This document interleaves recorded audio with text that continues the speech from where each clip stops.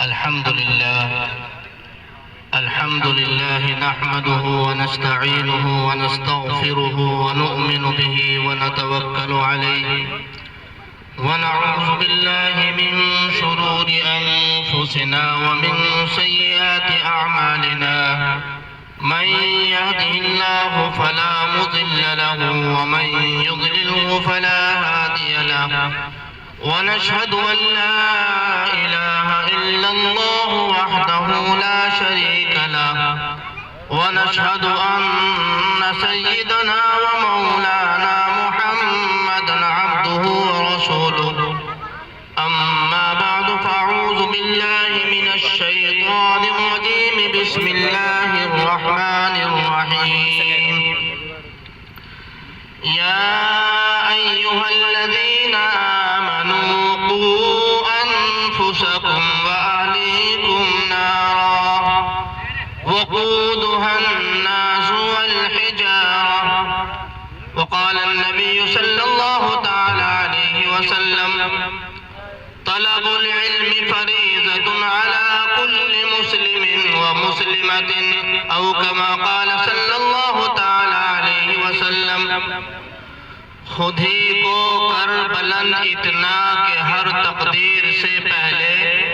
خود ہی کو کر بلند اتنا کہ ہر تقدیر سے پہلے خدا بندے سے خود پوچھے بتا تیری رضا کیا ہے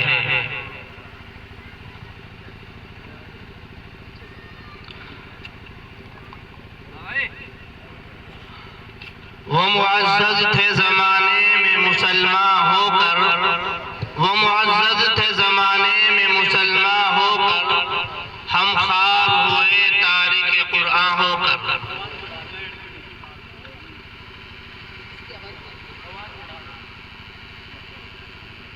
جناب صدر اسٹیج پر بیٹھے ہوئے حضرات علماء اکرام استاذ محترم حضرت قاری سعید احمد صاحب اور میرا محترم بزرگ اور عزیز ساتھیوں، ماشاءاللہ آج کا یہ اجلاس، آج کا یہ معزز پروگرام جو ہمارے اور آپ کے سامنے ہے، یہ پروگرام بہت اہمیت رکھتا ہے، بہت مبارک پروگرام ہے۔ یہ ایک دینی درسگاہ کو قائم کرنے کے لیے آج یہاں بڑے بڑے اکابر، بڑے بڑے علماء اکرام، اللہ والے ایسی زمین کے اوپر تشریف لا رہے ہیں کہ شاید پہلے زمین والوں کو یا یہاں کے رہنے والوں کو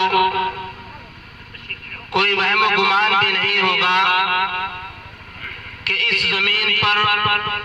ایسے مقدس لوگ، ایسے اللہ والے لوگ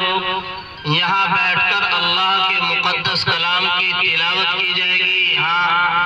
بڑی بڑی نصیحتیں کی جائیں گی، اللہ والے یہاں پر آ کر ہمیں اور آپ کو دعاؤں سے نوازیں گے، یہ وہم و گمان بھی نہیں ہوگا۔ یہ اللہ کے انعام کی بات ہے، اللہ کے نوازنے کی بات ہے۔ اللہ کا شکر ادا کرنا چاہیے کہ اللہ نے ہمارے اس بستی کے اندر اس زمین کو اللہ نے ایک دین اور علم کی روشنی کو پھیلانے کے لیے یہاں پر منتخب کیا ہے، اور ہمیں اور آپ کو یہاں پر بیٹھ کر قرآن اور حدیث کی باتیں سننے کی توفیق عطا فرمائی ہے۔ اللہ تبارک و تعالی یہاں میرے آنے کو اور آپ کے آنے کو، حضرات علماء اور بزرگوں کے آنے کو قبول فرمائے، اور اس زمین سے جہاں پر ایک دینی ادارہ قائم کرنے کا ارادہ کیا جا رہا ہے، سنگ بنیاد ہو چکا ہے، اللہ تبارک و تعالی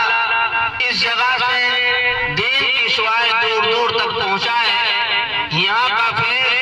اور اس بستی کا اور بستی والوں کا فیض، اس ادارے کا فیض اللہ تبارک و تعالی دور دور تک پہنچائے، اور اللہ اس کو اپنی بارگاہ کے اندر مقبول فرمائے۔ اللہ رب العزت ہمارے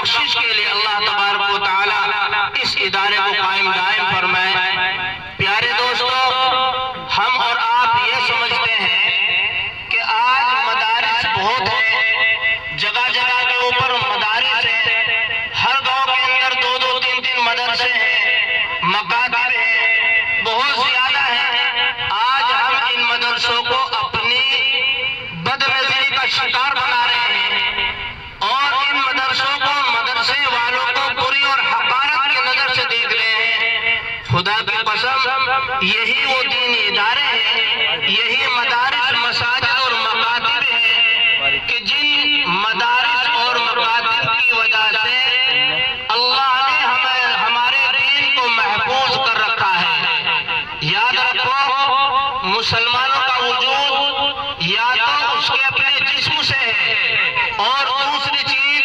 مسلمانوں کا وجود اس کے دین سے ہے۔ آج ہم اپنے جسم کے وجود کو محفوظ کرنے کے لیے جس طریقے سے ہم مکانات تعمیر کرتے ہیں، کمرے بناتے ہیں اور بڑی بڑی بلڈنگیں تیار کرتے ہیں، شہر دیواریں کرتے ہیں، بڑا اس کے اندر گیٹ لگاتے ہیں، اس وجہ سے تاکہ میں بھی محفوظ رہوں اور میرے بچے اور بچیاں اور میری بیوی وہ سب کے سب اس مکان کے اندر چور سے، ڈکیت سے اور موذی اور تکلیف دینے والے جانوروں سے ہم سب محفوظ ہو جائیں۔ اس وجہ سے ہم مکان بناتے ہیں نہیں بناتے بھائی؟ سب اپنے اچھے سے اچھے مکان بناتے ہیں، بڑی بڑی بلڈنگیں بناتے ہیں۔ یاد رکھو دوستو، جس طریقے سے ہم اپنے وجود کی حفاظت کے لیے مکانات تعمیر کر رہے ہیں، اسی طریقے سے اپنی ایمان کی حفاظت کے لیے، ہمارے ایمان کو محفوظ کرنے کے لیے ہمیں ان مساجد اور مدارس کو قائم کرنا پڑے گا۔ یہ دین کی حفاظت کرنے والے ہیں، انہی مدارس اور انہی مساجد کے اندر ہمارا دین محفوظ رہ سکتا ہے۔ اگر یہ مدارس، یہ مساجد خدا نخواستہ ختم کر دیے جائیں، اور ایک وقت قیامت کے وقت ہوگا کہ جب مدارس ختم ہو جائیں گے، مساجد ختم ہو جائیں گی، اللہ والے دنیا سے چلے جائیں گے، تو اللہ تبارک و تعالیٰ اس وقت کے اندر قیامت برپا کر دیں گے۔ ایمان کی وجہ سے ہم محفوظ ہیں، اور ایمان ہمارا جو محفوظ ہے وہ مدارس اور مساجد کی وجہ سے ہے۔ اور اگر ہم خود اپنے آپ کو، اپنے بچوں کو ہم جہنم کی آگ سے بچانا چاہتے ہیں، اگر ہم دنیا اور آخرت کے اندر کامیابی حاصل کرنا چاہتے ہیں، اگر ہم اللہ اور اس کے رسول صلی اللہ علیہ وسلم کو راضی اور خوش کرنا چاہتے ہیں، تو میرے پیارے دوستو، ان مساجد اور مدارس سے جڑنا پڑے گا۔ مدارس میں اپنے بچوں کو پڑھنے کے لیے، اس قرآن مقدس کو سیکھنے کے لیے ہمیں خود بھی جانا پڑے گا اور اپنے بچوں کو بھی بھیجنا پڑے گا۔ اگر ہم قرآن کریم کی تعلیم حاصل نہیں کریں گے، اپنے بچوں کو قرآن نہیں سکھائیں گے، قرآن سے دور رکھیں گے، مدارس سے دور رکھیں گے، علماء سے دور رہیں گے، ان بزرگوں سے دور رہیں گے، اور علماء اور اللہ کے ولیوں کے پاس جا کر اپنی اصلاح نہیں کریں گے، پیارے دوستو یاد رکھو، دنیا کے اندر بھی ذلیل ہوں گے، اور آخرت میں بھی اللہ کہتے ہیں ہمارے یہاں تمہارے لیے کوئی جگہ نہیں ہے۔ اگر ہمیں دنیا اور آخرت دونوں جہاں کی کامیابی حاصل کرنا ہے، تو پیارے دوستو مدارس سے جڑو، مکاتب سے جڑو، قرآن کو سیکھو، اپنے بچوں کو قرآن سکھاؤ، دنیا کے اندر بھی کامیابی حاصل کرو گے، آخرت میں بھی اللہ اس قرآن مقدس کی برکت سے ہماری مغفرت اور بخشش فرمائیں گے۔ ایک آپ کو چھوٹا سا واقعہ سناتا چلوں۔ ایک دیہات کے اندر ایک بچہ رہتا تھا، اس کے ماں باپ نے اسے یوں کہا کہ بیٹا تجھے مدرسے کے اندر نہیں بھیجتے، مدرسے کے اندر کیا کرے گا؟ ایک کام کر، ہمارے یہاں بکریاں ہیں، تو روزانہ بکریاں چرایا کر، ان کو صبح میں لے جایا کر اور دوپہر تک ان کو چرا کر لایا کر، پھر شام میں لے جایا کر۔ چنانچہ اس کی ڈیوٹی لگا دی۔ وہ بچہ اپنے ماں باپ کی بات کو مان کر روزانہ صبح میں بکریوں کو جنگل کے اندر لے جایا کرتا تھا، اور وہاں ان کو چرا کر واپس لے آیا کرتا تھا۔ چنانچہ یہ بچہ جب وہاں جایا کرتا تھا، 12 سال کا بچہ تھا، تو ایک دھوپ سخت ہوتی ہے۔ اب بچے جب جنگل کے اندر گھومتے ہیں، پسینہ پسین ہو جایا کرتا تھا، گرمی کے اندر پسینے میں شرابور ہو جایا کرتا تھا، بہت پریشان ہو جایا کرتا تھا، گھر آیا کرتا تھا، بڑی تھکن ہو جایا کرتی تھی، اور کھانا کھایا کھا کر نیند آ جایا کرتی تھی، پوری رات سویا، اور صبح کا پھر فکر ہو گیا، صبح میں چائے پی اور بکریوں کو کھولا اور جنگل کے اندر چلا گیا۔ کچھ دنوں کے بعد ایک کا دوست تھا، وہ یہاں محدودین پور کے اندر جو مدرسہ قائم ہو رہا ہے، اس نے مدرسے کے اندر داخلہ لے لیا تھا۔ چنانچہ وہ یہاں پر تعلیم حاصل کر رہا تھا، قرآن کریم کو پڑھ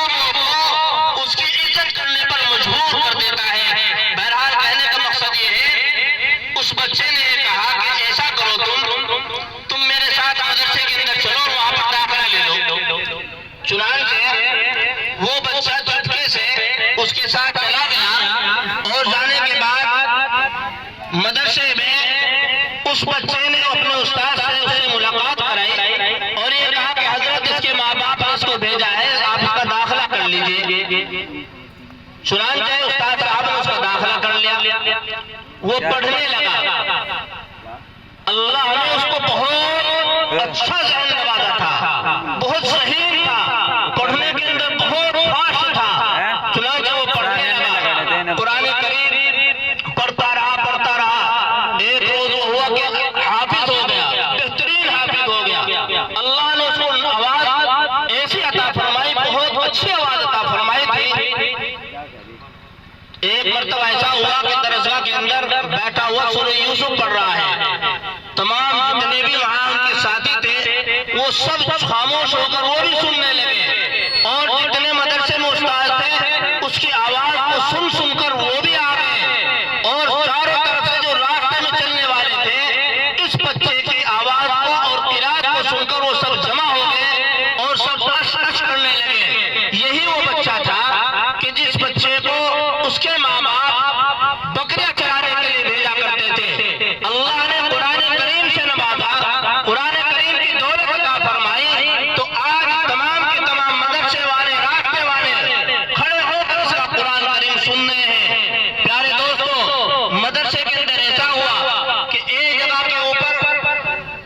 ایک مقابلہ ہونے لگا، قرآن کریم کے پڑھنے کا مقابلہ ہونے لگا، اور اس کے اندر یہ طے کیا کہ جو قرآن کریم کے اندر سب سے اونچے نمبر حاصل کرے گا، قرآن کا جو جج تھا، جو ان کے نمبر دینے والا تھا، وہ مکہ کے اندر سے ایک شیخ کو بلا رہا تھا کہ ان کو جج کی حیثیت سے وہاں پر بٹھا دیا تھا کہ آپ منتخب کریں گے کہ ان پڑھنے والوں کے اندر کس کے نمبر زیادہ ہوں گے۔ چنانچہ جس وقت پڑھنے لگے، اب سب نے پڑھا، جس وقت کسی بچے کا نمبر آیا، اس بچے نے پڑھنا شروع کیا، اتنا اچھا پڑھا، اتنا اعلیٰ پڑھا، اتنی اچھی آواز سے اس نے پڑھا کہ تمام کے تمام وہاں پر جلسے کے اندر بیٹھے ہوئے سب جھومنے لگے اور سب کی آنکھوں سے آنسو جاری ہو گئے۔ جس وقت کے اندر ججمنٹ آیا اور فارغ ہو گئے، فارغ ہونے کے بعد وہ جو شیخ مکہ مکرمہ سے آئے ہوئے تھے ان سے معلوم کیا گیا کہ حضرت بتلائیے کون ان کے اندر سے اعلیٰ نمبرات سے کامیابی حاصل کیے ہوئے ہیں۔ چنانچہ اس نے کہا کہ اس بچے نے سب سے اچھا پڑھا ہے اور یہ بچہ ہی سب سے بڑے انعام کا مستحق ہے۔ چنانچہ اس شیخ نے یہ اعلان کیا کہ دیکھو،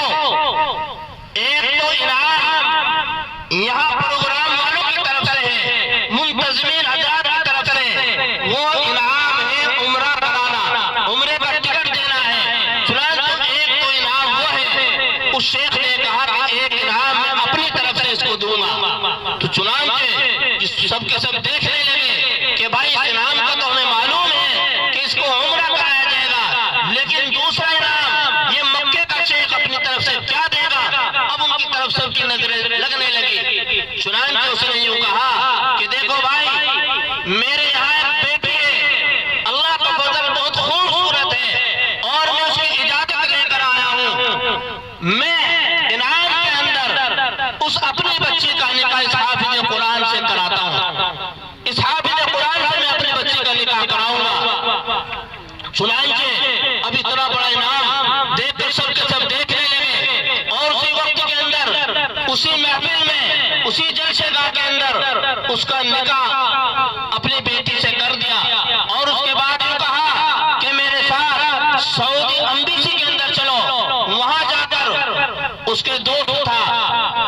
سے کہا کہ دیکھو، میں نے اپنی بیٹی کا نکاح اس سے کر دیا ہے، یہ حافظ قرآن ہے، یہ عالم ہو چکا ہے، چنانچہ میں نے اپنی بیٹی کا اس سے نکاح کیا، تم اس کو ویزا دو۔ چنانچہ اس کے دوستوں نے 5 سال کا ویزا دے دیا کہ 5 سال تک تم اس کو لے جا کر وہاں رکھ سکتے ہو۔ چنانچہ اس کو اپنے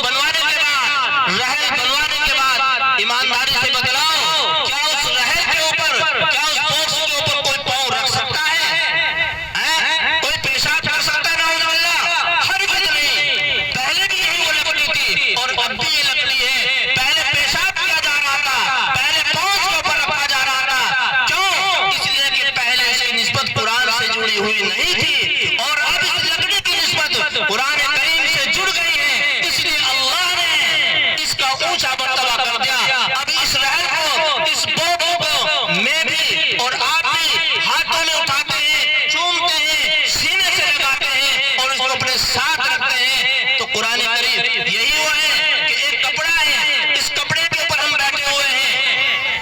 ایک کپڑا ہے، اس کپڑے سے گھر کے اندر آپ پوچھا لگاتے ہیں، آپ کے گھر والے پوچھا لگاتے ہیں ایمانداری سے۔ ایک کپڑا آپ نے، اس کپڑے سے آپ قرآن کریم رکھنے کا جلدان سلیں، اس کی چولی کو سل لیں اور اس کے بعد آپ بتلیں کیا اس جلدان سے، کیا اس چولی سے آپ پوچھا لگا سکتے ہیں؟ کیا نیچے ڈال سکتے ہیں؟ کیا پاؤں رکھ سکتے ہیں؟ ہرگز نہیں۔ پہلے بھی یہی کپڑا تھا اور اب بھی یہی کپڑا ہے۔ پہلے کیوں پاؤں کے نیچے رکھا جا رہا تھا، کیوں پوچھا لگا جا رہا تھا؟ اس لیے کہ پہلے قرآن کریم سے جڑا ہوا نہیں تھا اور اب یہ قرآن کریم سے اس کی نسبت ہو گئی ہے، قرآن کریم سے اس کو جوڑ دیا گیا ہے۔ اس وجہ سے آج اس کو بڑی محبت سے آنکھوں سے لگاتے ہیں، سینے سے لگاتے ہیں۔ پیارے دوستو، ہم آج قرآن کریم سے جڑے ہوئے نہیں ہیں، مدارس سے ہمارا تعلق ختم ہو گیا ہے۔ آج ہم علماء سے جڑے ہوئے نہیں ہیں، مدارس کے اندر ہم نہیں جاتے ہیں، اپنے بچوں کو نہیں بھیجتے ہیں۔ اس وجہ سے آج ہم ذلیل و خوار ہوتے پھر رہے ہیں۔ صحابہ کرام کی مثال کو دیکھیے، ان کی تاریخ کو آپ نے سنا ہوگا، پڑھیے، سنیے کہ وہ قرآن سے جڑے ہوئے تھے، ان کی نسبت قرآن کریم سے تھی، وہ قرآن کریم کو اپنے سینوں کے اندر محفوظ کیے ہوئے تھے، قرآن کریم کے مطابق عمل کیا کرتے تھے، اپنی زندگی گزار رہے تھے۔ قرآن کریم نے ان کو اونچے مرتبے عطا فرمائے، وہ معزز تھے زمانے میں مسلمان ہو کر۔ آج ہم نے قرآن کریم کی نہ تلاوت کرتے ہیں، قرآن کریم گھر میں رکھا ہوا ہے، تاک میں رکھا ہوا ہے، سالے لگے ہوئے ہیں، دوسری طرف ٹی وی رکھا ہوا ہے، ٹی وی کو ہم روزانہ صاف کرتے ہیں، پردے کے پردہ ڈلا ہوا ہے۔ آج قرآن کریم ہے، تاقوں میں خود قرآن کریم کہتا ہے، تاقوں میں سجایا جاتا ہوں، آنکھوں سے لگایا جاتا ہوں، تاقوں میں سجایا جاتا ہوں، آنکھوں سے لگایا جاتا ہوں، تعویذ بنایا جاتا ہوں، دھوکوں کے پلایا جاتا ہوں۔ آج قرآن کو ہم تاق میں رکھ دیا، سجا دیا اس کو۔ تعویذ زیادہ کیا کرتے ہیں، مسجد کے اندر امام صاحب کے پاس گئے، مدرسے کے اندر مفتی صاحب کے پاس گئے اور جا کر کہہ دیا میرا کاروبار نہیں ہے، میں پریشان ہوں، میرے بچے پریشان ہیں، آپ تعویذ دے دو۔ قرآن کریم کا تعویذ بنا لیا اور اپنے گلے کے اندر ڈال لیا۔ میرے پیارے دوستو، قرآن کریم تعویذ بنانے کے لیے نہیں ہے، تاق میں سجانے کے لیے نہیں ہے۔ قرآن کریم کو اپنے سینے کے اندر محفوظ رکھو۔ ارے قرآن اللہ کا مقدس کلام، یہ کلام وہ کلام ہے کہ اگر تم سورہ فاتحہ کو پڑھو، خدا کی قسم، حضور پاک علیہ السلام نے فرمایا کہ سورہ فاتحہ اگر تم پڑھ کر اس کو اپنے اوپر دم کر لو، پانی پر دم کر کر اس کو پی لو، دنیا کا کوئی بھی مرض ایسا نہیں کہ جو رک جائے، اللہ تعالیٰ اس کو شفا عطا فرما دیتے ہیں۔ حافظ قرآن کتنا اونچا مرتبہ ہے۔ اگر حافظ قرآن یہ بچے جو مدرسوں کے اندر پڑھنے والے ہیں قبرستان کے پاس سے گزر جائیں تو قبرستان کے پاس سے جب تک وہ گزریں گے تو اللہ تعالیٰ قبرستان کے اندر پڑے ہوئے مردوں کے عذاب کو ختم فرما دیں گے۔ یہ قرآن کریم پڑھنے والے جب تک وہاں پر کھڑے رہیں گے یا وہاں سے گزرتے رہیں گے، قبرستان کے اندر جتنے بھی مردے ہیں ان پر عذاب نہیں ہو سکتا ہے۔ یہ علماء، یہ اللہ والے جو تمہارے سامنے بیٹھے ہوئے ہیں، مفتی صاحب ہیں، ایسے بڑے بڑے اللہ والے، ایسے بڑے بڑے مقدس علماء کے بارے میں بتلایا جو آپ کی چھوٹی سی بستی کے اندر۔ پیارے دوستو، ایک عالم 40 نہ جانے 400 آدمیوں کو بخشوائے گا۔ آپ کی بستی کے اندر ایسے سے عالم آ رہے ہیں، ایسے سے اللہ والے آ رہے ہیں۔ آج اتنے علماء آپ کے یہاں ہیں کہ اتنے ہم آدمی بھی یہاں پر بیٹھے ہوئے نہیں ہیں۔ میرے پیارے دوستو، علماء کی قدر کرو، حفاظ کی قدر کرو، مدارس کا اہتمام کرو، مدارس کی عزت کرو اور ان کے اندر تعاون کرو۔ یاد رکھو، حافظ قرآن کو جو محبتوں سے نوازے گا، اس کو پڑھائے گا، لکھائے گا، اللہ اس کی مغفرت فرمائیں گے، بخشش کریں گے۔ اور اگر آپ اس کا تعاون کریں گے تو اللہ اس کی برکت سے آپ کو جنت کے اندر داخل کریں گے۔ لیکن یاد رکھو دوستو، یاد رکھنا ہمیشہ، کبھی بھی حافظ قرآن یا مدارس والوں کی برائی مت کرنا اور ان کو بری نگاہ سے مت دیکھنا اور اپنے دل کے اندر ان کی ناقدری نہ کرنا۔ اس لیے کہ یاد رکھو، چھوٹی سی بات بتلاتا ہوں، ختم کرتا ہوں۔ اللہ تبارک و تعالیٰ ایک حافظ قرآن کو اختیار دیں گے،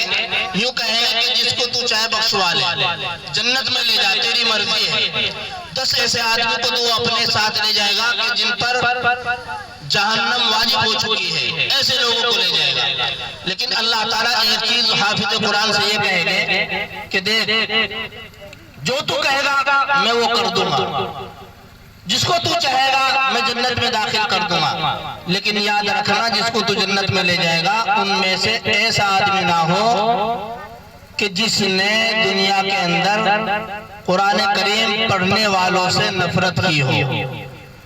یا قرآن کریم پڑھنے والے بچوں سے اس نے نفرت کی ہو، یا اس نے کسی کو منع کیا ہو کہ بھائی کہاں مدرسے کے اندر بھیج رہے ہو، کہاں مسجدوں کے اندر تم بھیج رہے ہو، یہ کیا ہے بھائی، یہ مدرسے کے ملا مسجد کے ملا بنائیں گے۔ اگر ایسے لوگوں کو تم